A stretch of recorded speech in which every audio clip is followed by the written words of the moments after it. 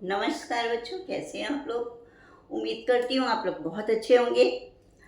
बच्चों ने बहुत बार मुझे ये बोला, बहुत से बच्चों ने मुझे ये बोला, जहाँ मैं रह रही हूँ इस समय वहाँ के बच्चों ने भी ये कहा कि मैम हमें वाक समझ नहीं आए कि ये क्या है, इसको किस तरह से समझा जाए। तो उसी दिशा में मैंने ये वीडियो बनाया है, आप लोग देखिए समय को बिना व्यर्थ नष्ट करते हुए। तो जो वाक के बारे में आप जानना चाहते हैं तो मैं आपको ये बताऊं कि जैसे आपने तुलसीदास जी की रामचरितमानस के बारे में पढ़ा है, उसमें चौपाइयाँ लिखी हैं उन्होंने, ऐसे ही आपने कबीरदास जी के दोहे पढ़े हैं और रहीम जी के दोहे पढ़े हैं। तो ये एक शैली है, काव्य की शैली है और हिंदी साहित्य के अंतर्गत आती है। तो ऐसे ही ये वाक जो हैं वो कश्मीरी कवयित्री ने लिखे हैं।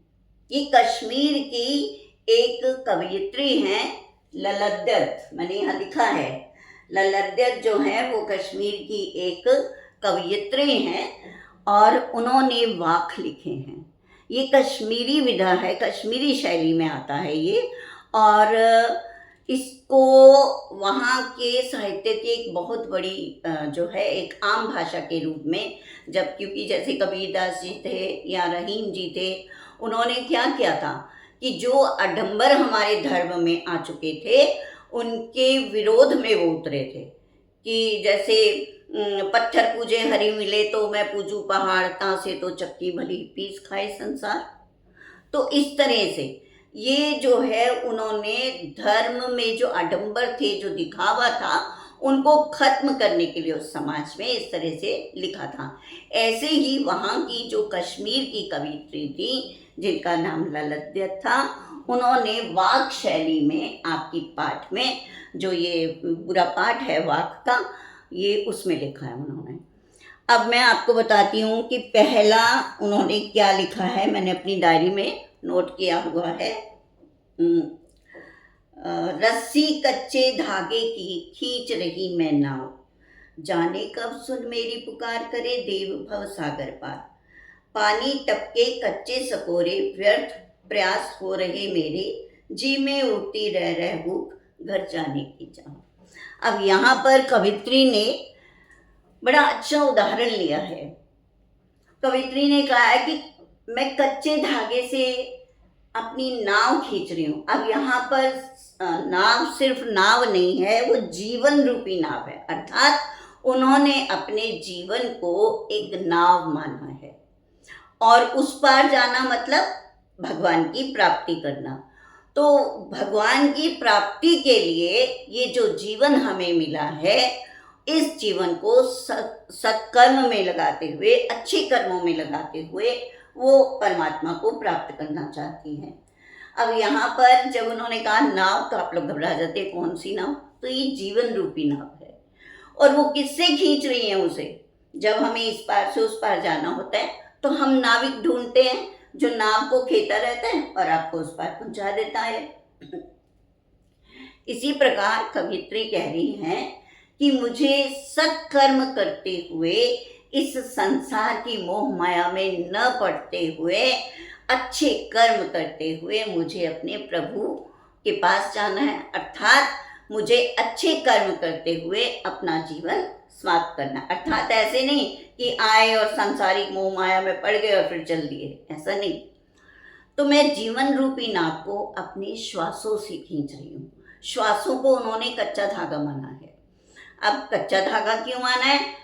क्योंकि ये जो श्वास हैं अभी तो चल रहे हैं और जब ये श्वास चलने बंद हो जाते हैं तो क्या हो जाता है? मृत्यु हो जाती है। तो ये कच्चा धागा है, इसके लिए विश्वसनीय रूप से ये नहीं कहा जा सकता कि ये अब चलेंगे, कल चलेंगे, परसों चलेंगे या ये 3-4 साल तक चलते रहेंगे। ऐसा किसी को भी नहीं पता कि हमारा अगला श्वास आना भी है या नहीं। इसीलिए कवित्री ने उसको कच्चा धागा कहा है।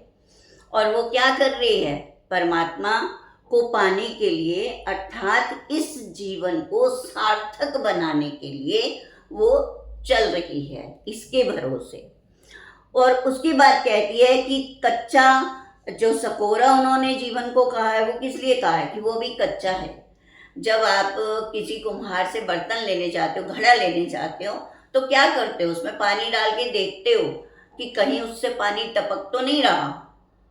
अगर आप वही घड़ा ले आओगे तो क्या होगा, वो पानी उसमें ठहरेगा नहीं और एक एक बूंद करके सारा खत्म हो जाएगा। यही कवित्री कह रही है कि अभी जितने भी मेरे प्रयास हैं ना, वो सब खत्म हो रहे हैं, विफल हो रहे हैं, क्योंकि कसोरा कच्चा है, अर्थात अभी इसमें से बुराइयां नहीं गई हैं, अभी सांसारिक मोह माया नहीं गई है, अभी हम झमेलों में फंस गए हैं। अर्थात हमने सच्चे मन से अपना ईमानदारी से कार्य करते हुए, सत् कार्य मतलब अच्छे कार्य करते हुए, जाना तो एक दिन सभी को ही है। तो कवित्री ये चाहती हैं कि जब हम परमात्मा के पास पहुंचे, अर्थात उस पार पहुंचे, उस लोक में पहुंचे, तब हम जो हैं अच्छे कार्य करते हुए पहुंचे। जाना तो एक दिन सभी को है, कोई भी ऐसा नहीं है जिसने जन्म लिया हो तो उसकी मृत्यु नहीं होगी, सभी की होगी। तो कवित्री ये चाहती हैं कि हम किसी आडंबर में ना पड़े, किसी मोह माया में ना पड़े, किसी चीज के प्रति हम आसक्त ना हो जाए, लालच आ जाए हमें और हम कोई बुरा कर्म कर बैठे। लेकिन वो कसोरा भी कच्चा है, अर्थात अभी हम संसारिक मोह माया से मैं परे नहीं हो पा रही हूँ, ये चीज मुझे सता रही है, और एक एक करके उसमें से बूंद बूंद पानी निकल रहे हैं। पानी निकलने से क्या अर्थ है, हमारी उम्र निकलती जा रही है, हम एक एक दिन जीवन में बड़े हो रहे हैं। रात को सोते हैं तो सुबह उठते हैं तो हमारा एक दिन खत्म हो जाता है, सुबह से लेके शाम तक, तो हमारी आयु कम हो रही है। जब हम अपना जन्म दिवस मनाते हैं तो हम तो सोचते हैं आज हम इतने साल के हो गए, लेकिन कभी हमने ये सोचा कि हमने इतने साल अपने बिता दिए और अब हमने क्या पाया। कभी सोच के देखना कि हम 10 वर्ष के हो गए, 12 वर्ष के हो गए, 13 वर्ष के हो गए, तो वास्तव में 13 वर्ष में हमने क्या पाया, हमने कितना ज्ञान लिया, और क्या हमने अपना कार्य ईमानदारी से किया, क्या हम ईमानदारी से पढ़े। जब मम्मी ने कहा कि चलो पढ़ो, तो क्या आप ईमानदारी से पढ़े। जब आप परीक्षा देने गए तो क्या आपने ईमानदारी से परीक्षा दी, नहीं, कहीं ना कहीं हमसे चूक हो गई। तो अभी मैं इतना ही दूंगी, वीडियो बड़ी हो रही है, अगली वीडियो में मैं इसको निरंतर करूंगी, इस पाठ के बारे में और भी बताऊंगी। तब तक के लिए सभी बच्चे स्वस्थ रहें, मस्त रहें, व्यस्त रहें, पढ़ने में खूब पढ़ो, खूब बढ़ो।